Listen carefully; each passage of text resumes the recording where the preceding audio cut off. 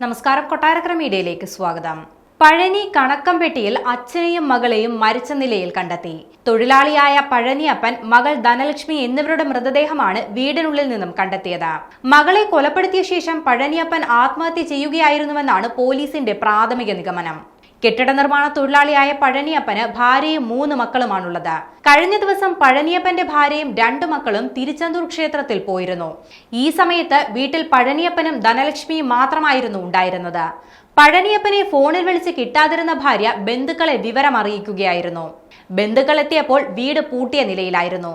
ഉടൻ തന്നെ ബന്ധുക്കൾ പോലീസിൽ വിവരം അറിയിച്ചു. പോലീസിന്റെ പരിശോധനയിലാണ് പഴനിയപ്പനെയും ധനലക്ഷ്മിയെയും മരിച്ച നിലയിൽ കണ്ടെത്തുന്നത്.